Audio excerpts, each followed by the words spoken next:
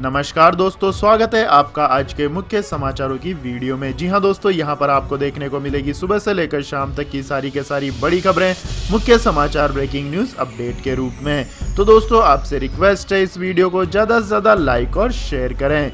तो दोस्तों, जानते हैं आज की पहली बड़ी खबर। फेयरवेल स्पीच में भावुक हुए कांग्रेस नेता गुलाम नबी आजाद, कहा हिंदुस्तानी मुसलमान होने पर गर्व। जी हां दोस्तों, कांग्रेस सांसद और नेता प्रतिपक्ष गुलाम नबी आजाद ने मंगलवार को राज्यसभा में अपने कार्यकाल के आखिरी दिन कहा कि मुझे हिंदुस्तानी मुसलमान होने पर गर्व है। राज्यसभा में बोलते हुए गुलाम नबी आजाद भावुक हो गए। इससे पहले प्रधानमंत्री नरेंद्र मोदी भी गुलाम नबी आजाद के विदाई भाषण में भावुक हो गए थे। गुलाम नबी आजाद ने कहा कि मैं उन खुशकिस्मत लोगों में से हूं जो पाकिस्तान कभी नहीं गया, लेकिन जब मैं पढ़ता हूं कि पाकिस्तान के अंदर कैसे हालात हैं तो मुझे हिंदुस्तानी मुसलमान होने पर गर्व है। इस देश के मुसलमान सबसे ज्यादा खुशनसीब हैं। इसके बाद दोस्तों, जानते हैं अगली बड़ी खबर। लाल किले की हिंसा के आरोपी दीप सिद्धू को 7 दिन की पुलिस रिमांड में भेजा। जी हां दोस्तों, गणतंत्र दिवस के मौके पर लाल किले पर हुई हिंसा के आरोपी दीप सिद्धू को 7 दिन की पुलिस रिमांड में भेज दिया गया है। दीप सिद्धू को क्राइम ब्रांच ने मेट्रोपॉलिटन मजिस्ट्रेट प्रज्ञा गुप्ता की कोर्ट में पेश किया। पुलिस ने 10 दिनों की रिमांड मांगते हुए कहा है कि हमें दीप सिद्धू की रिमांड चाहिए क्योंकि उससे पूछताछ करनी है, लेकिन कोर्ट ने यह कहते हुए इनकार कर दिया कि आप पहले 7 दिन पूछताछ करें, इसके बाद रिमांड बढ़ाने पर विचार किया जाएगा। आपको बता दें कि दिल्ली पुलिस की स्पेशल सेल ने दीप सिद्धू को सोमवार रात करीब 10:30 बजे हरियाणा के करनाल से पकड़ा था, जिसके बाद मंगलवार को दीप सिद्धू को दिल्ली की 30 हजारी कोर्ट में पेश किया गया। इसके बाद दोस्तों, जान लेते हैं अगली बड़ी खबर। बंगाल में विधानसभा चुनाव के पहले बयानबार हुआ तेज। बीजेपी प्रमुख जेपी नड्डा के हमले का ममता दीदी ने दिया जवाब। जी हां दोस्तों, पश्चिम बंगाल में विधानसभा चुनाव के नजदीक आते ही सत्तारूढ़ तृणमूल कांग्रेस पार्टी और मुख्य विपक्षी दल बीजेपी के बीच एक दूसरे पर निशाना साधने का सिलसिला तेज हो गया है। मंगलवार को बीजेपी अध्यक्ष जेपी नड्डा और राज्य की सीएम व तृणमूल सुप्रीम ममता बनर्जी बयानबार में उलझे। जहां ममता बनर्जी ईस्टर्न बर्धमान और मुर्शिदाबाद जिले में प्रचार पर थी, तो वहीं जेपी नड्डा बीरभूम के तारपीट और झारग्राम के लालगढ़ में थे। झारग्राम के लालगढ़ एरिया पूर्व में माओवादियों का गढ़ रह चुका है, जहां बीजेपी अपना आधार बनाने की कोशिश में जुटी हुई है।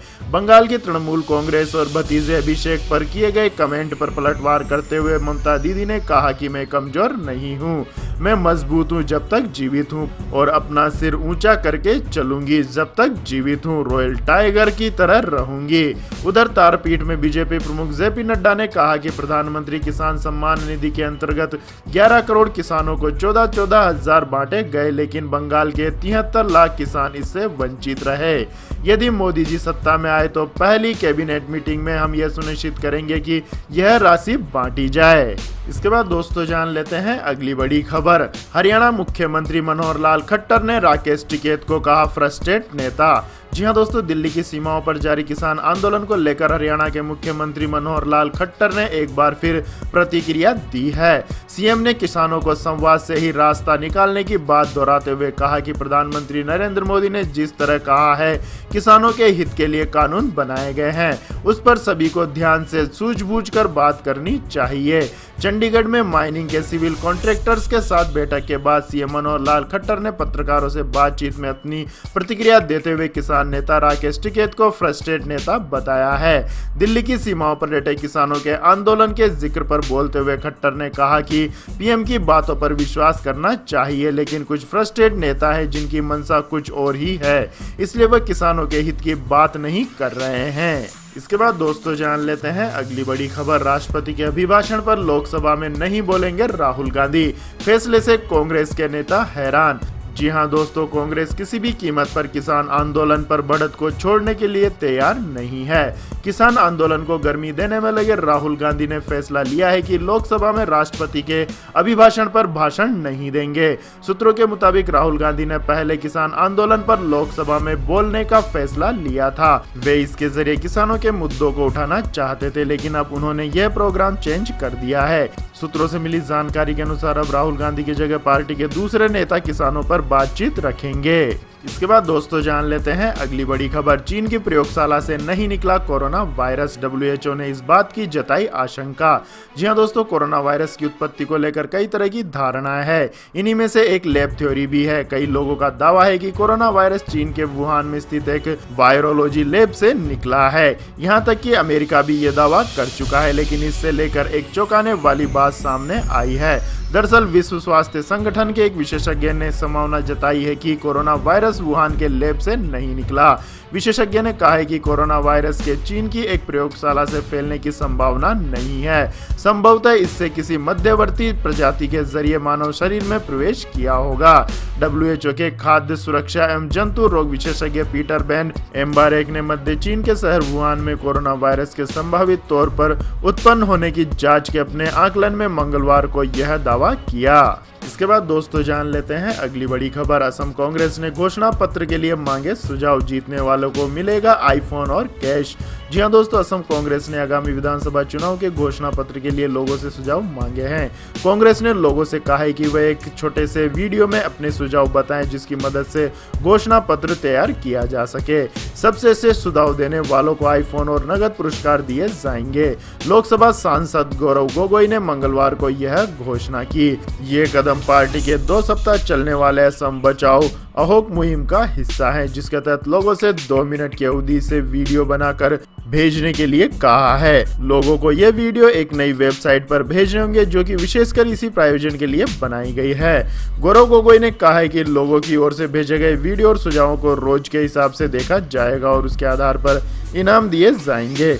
सबसे अच्छे वीडियो और सुझावों को आईफोन दिए जाएंगे और अन्य को नगद इनाम दिया जाएगा। इस तरह की प्रतियोगिता के लिए विचार के पीछे की प्रेरणा बताते हुए कांग्रेस सांसद ने याद किया कि कैसे 2019 में राज्य में एंटी-CAA विरोध प्रदर्शन के दौरान लोगों ने हिंसा के वीडियो अपलोड किए थे और पुलिस की जातियों को खुलासा किया था। इसके बाद दोस्तों जान लेते हैं अगली बड़ी खबर। चाइना ने जासूसी के आरोप में ऑस्ट्रेलिया की पत्रकार चिंग ली को किया गिरफ्तार, 6 महीने से थी नजरबंद।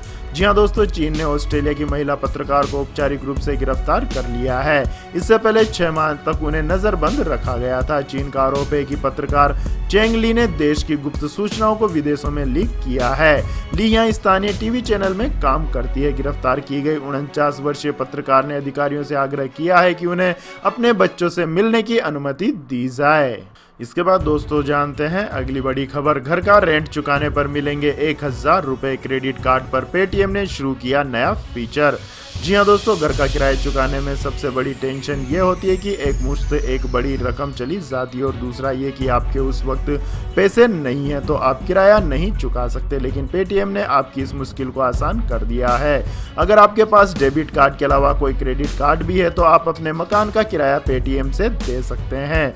हम क्रेडिट कार्ड का इस्तेमाल अमूमन शॉपिंग, बस, ट्रेन और फ्लाइट की टिकट बुक करने के लिए करते हैं, लेकिन मकान मालिक को आप क्रेडिट कार्ड देकर उनसे ये नहीं कह सकते कि वो रेंट काट लें। इसके लिए आपके पास या तो कैश होना चाहिए या फिर बैंक में बैलेंस, जिससे आप यूपीआई के जरिए उसको ट्रांसफर कर सकें। इसी को ध्यान रखते हुए पेटीएम ने अपने रेंट पेमेंट फीचर का विस्तार किया है, यानी क्रेडिट कार्ड के जरिए सीधे मकान मालिक के बैंक अकाउंट में रेंट देने की सुविधा शुरू हो गई है।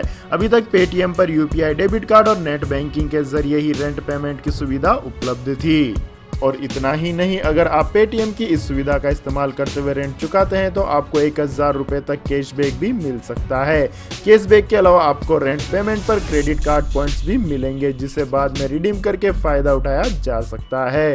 इसके बाद दोस्तों जान लेते हैं अगली बड़ी खबर। एयरपोर्ट की तरह रेलवे स्टेशन पर देनी होगी users development fees. Cabinet note तैयार, जल्द होगी लागू। जी हाँ दोस्तों, भारत के रेलवे स्टेशनों को वर्ल्ड क्लास बनाने की कीमत चुकाने को तैयार हो जाइए। लंबे समय से चर्चा है कि एयरपोर्ट्स की तर्ज पर रेलवे स्टेशनों पर भी यूजर डेवलपमेंट फीस वसूली जाएगी। अब खबर यह है कि इसके लिए रेल मंत्रालय ने कैबिनेट नोट जारी कर दिया है। मतलब अब यूडीएफ लागू होने में केवल एक कदम ही दूरी है। नीति आयोग ने चर्चा करने के बाद यूडीएफ लागू करने के लिए यह कैबिनेट नोट जारी किया है।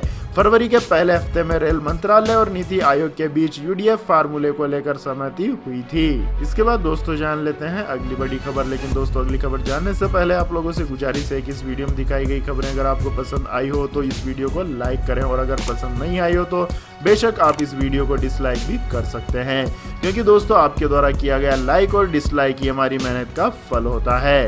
इसके बाद दोस्तों जान लेते हैं अगली बड़ी खबर। हफ्ते में होगा सिर्फ 4 दिन काम, बाकी 3 दिन छुट्टी। सरकार जल्द लाने वाली है नए नियम।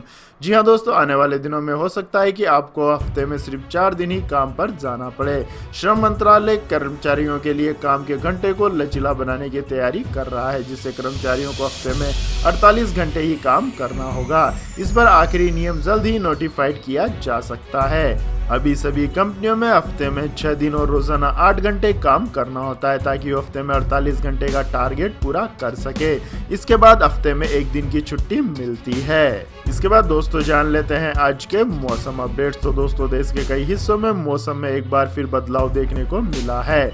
उत्तरी हिमालय क्षेत्र में एक बार फिर पश्चिमी विक्षोभ सक्रिय हुआ है। भारत मौसम विज्ञान विभाग के मुताबिक पश्चिमी विक्षोभ के प्रभाव के कारण जम्मू कश्मीर से लेकर हिमाचल प्रदेश और उत्तराखंड के कई इलाकों में बर्फबारी और बारिश हो सकती है। इसके बाद दोस्तों जानते हैं पेट्रोल डीजल प्राइस टुडे।